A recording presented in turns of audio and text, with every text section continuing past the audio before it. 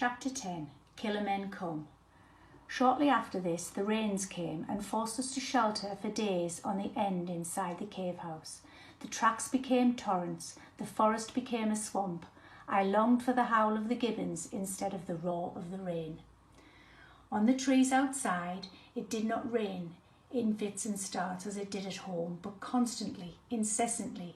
I worried over our beacon that was becoming more saturated now with every passing day. Would it ever dry out? Would this rain ever stop? But Kensuke was stoical about it all. It stop when it stop, Meki-san, he told me. You cannot make rain stop by wanting it to stop. Besides, rain very good thing. Keep fruit growing, keep stream flowing, keep monkeys alive. You also, me also. I did make a dash up the hilltop each morning with the binoculars, but I didn't know why I bothered. Sometimes it was raining so hard I could hardly see the sea at all. Occasionally we sallied out into the forest to gather enough fruit to keep us going. There were berries growing in abundance now, which Kensuke insisted on gathering. He didn't seem to mind getting soaked to the skin as much as I did. We ate some, but we mostly turned into vinegar. The rest he bottled in honey and water. For rainy days, yes, he laughed. He loved experimenting with the new expressions he'd picked up. We ate a lot of smoked fish. He always seemed to have enough in reserve. It made me very thirsty, but I never tired of it. I remember the rainy seasons more for the painting we did than anything else. We painted together for hours on end until the octopus ink ran out. These days, Kensuke was painting more from his memory, his house in Nagasaki, and several portraits of Kimi and Mikiya standing together, always under the cherry tree. The faces I noticed he always left very indistinct. He once explained this to me. He was more and more fluent now in his English. I remember who they are, he said. I remember where they are. I can hear them in my head, but I cannot see them. I spent days perfecting my first attempt on an orangutan. It was of Tomodachi. She would often crouch soulfully and dripping at the cave mouth, almost as if she were posing for me, so I took full advantage. Kensuke was ecstatic in his delight at my painting and lavish in his praise. One day, Miki-san, you will be fine painter, like Hokusai maybe. That was the first shell painting of mine he kept and stored away in his chest. I felt so proud. After that, he insisted on keeping many of my shell paintings. He would often take them out of the chest and study them carefully, showing me where I might improve, but always generously. Under his watchful eye, in the glow of his encouragement, every picture I painted seemed more accomplished, more how I wanted it to be. Then one morning the gibbons were howling again and the rain had stopped.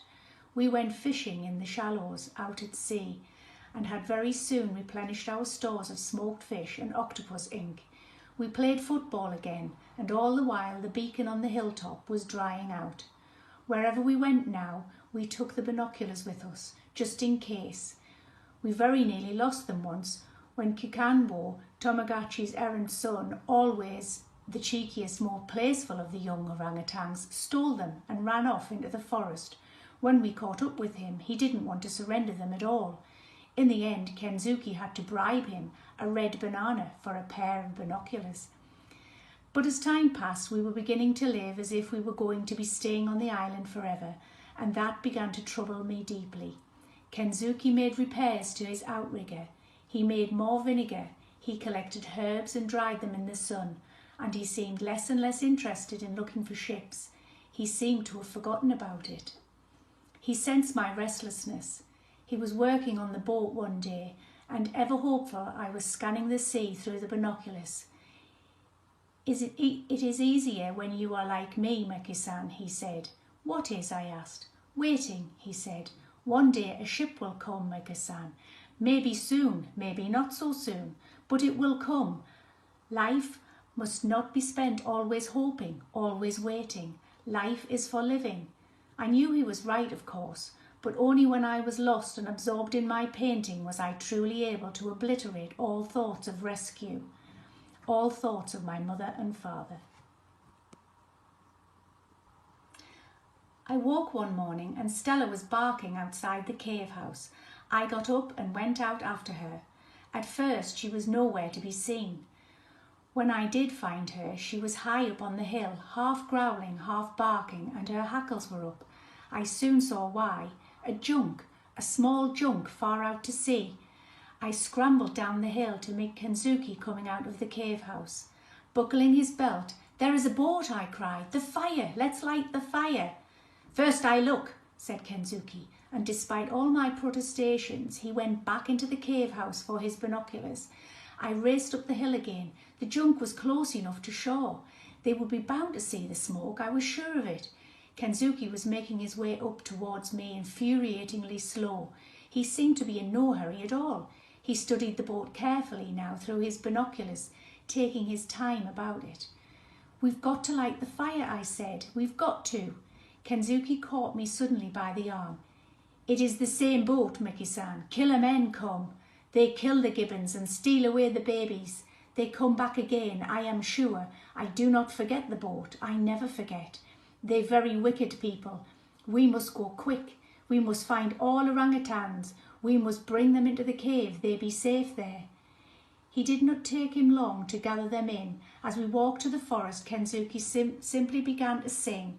They materialised out of nowhere in twos, in threes, until we had all 15 of them.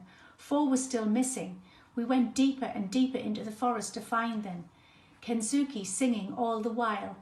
Then 3 more came crashing through the trees, Tomodachi all amongst them. Only 1 was still missing, Kikambo.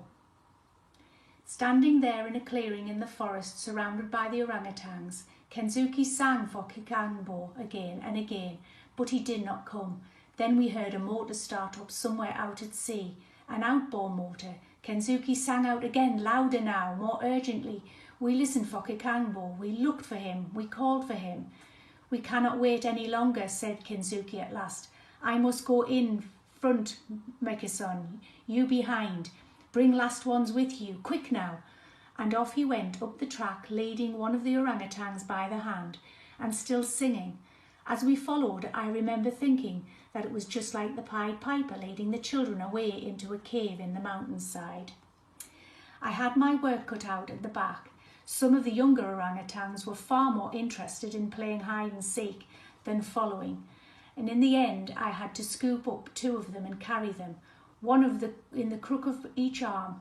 They were a great deal heavier than they looked. I kept glancing back over my shoulder for Kikambo and calling for him, but he still did not come. The outboard motor died. I heard voices, loud voices, men's voices, laughter. I was running now, the orangutans clinging round my neck. The forest hooted and howled in alarm all around me. As I reached the cave, I heard the first shots ring out. Every bird, every bat in the forest lifted off, that the screeching sky was black with them. We gathered the orangutans together at the back of the cave and huddled there in the darkness with them as the shooting went on and on. All of them. Tomodachi was the most agitated, but they all needed constant comfort and reassurance from Kensuke. All through this dreadful nightmare, Kensuke sang to them softly. The hunters were nearer, ever nearer, shooting and shouting. I closed my eyes and I prayed. The orangutans whimpered aloud as if they were singing along with Kensuke. All this while Stella lay at my feet, a permanent growl in her throat. I held on to the ruff of her neck just in case. The young orangutans burrowed their heads into me whenever they could, under my arms, under my knees, and clung on. The shots cracked so close now, splitting the air and echoing around the cave. There were distant yells of triumph. I knew only too well what this must mean. After the hunt moved away, we could hear no more voices, just the occasional shot, and then nothing. The forest had fallen silent. We stayed where we were for hours. I wanted to venture out to see if they had gone, but Kensuke would not let me. He sang all the time and the orangutans stayed huddled around us until we heard the sound of the outboard motor starting up. Even then Kensuke still made me wait a while longer. When at last we did emerge, The junk was already well out to sea. We searched the island for Kingambo, sang for him, called for him, but there were no signs of him. Kensuke was in deep despair. He was inconsolable. He went off on his own, and I let him go. I came across him shortly after, kneeling over the bodies of 2 dead gibbons, both mothers. He was not crying, but he had been. His eyes were filled with his hurt and bewilderment. We dug away a hole in the soft earth on the edge of the forest and buried them. There were no words left to speak, and Kensuke had no song left to sing. We were making our sorrowful way back along the beach when it happened. Kikambo ambushed us. He came charging out of the trees, scattering sand at us and then climbing up at Kensuke's leg and wrapping himself around his neck. It was such a good moment, a great moment. That night Kensuke and I sang 10 Green Bottles over and over again, very loudly, over our fish soup. It was, I suppose, a sort of wake for the 2 dead gibbons, as well as an ode to joy for Kikambo. The forest outside seemed to echo our singing, but in the weeks that followed I could see that Kensuke was brooding on this terrible event of that day. He set about making a cage of stout bamboo at the back of the cave to house the orangutans more securely, in case killer men ever returned. He kept going over and over it. Now he should have done this before, how he would never have forgiven himself if Kikambo had been taken. Now he wished that the gibbons would come when he sang, so he could save them too. We cut down branches and bush from the forest and stacked them outside the cave mouth, so that they could be pulled across to disguise the entrance of the cave house. He became very nervous, very anxious, sending me often up the hilltop with the binoculars to see if the junk had returned. But as time went by, as the immediate threat receded, he became more his own self again. Even so, I felt he was always wary, always slightly on the edge. Because he was keeping so many of my paintings now, we find we were running out of good painting shells, so early one morning we set off on the expedition to find some more. We scoured the beach, heads down, side by side, just a few feet apart. There was almost an element of competition with our shell collecting. Who would find the first, the biggest, the most perfect? We had not been at it long, and neither of us had yet found a single shell, when I came aware that he had stopped walking. "Miki-san," he breathed, and he was pointing out to sea with his stick. There was something out there, something white, but too defined, too shaped to be a cloud. We had left the binoculars behind. With Stella yapping at me all the way, I raced back along the beach and up the track to the cave house, grabbed the binoculars and made my way to the hilltop. A sail! 2 sails! 2 white sails! I bounded down the hillside, back to the cave, and pulled out a lighted stick from the fire. By the time I reached the beacon, Kensuke was already there. He took the binoculars from me and looked for himself. "Can I light it?" I asked. "Can I?" "All right, Miki-san," he said. "All right." I thrust the lighted stick deep into the beacon, in amongst the dry leaves and the twigs and its core. It lit almost instantly, and very soon flames were roaring up into the wood, licking out at us as the wind took them. We backed away at the sudden heat of it.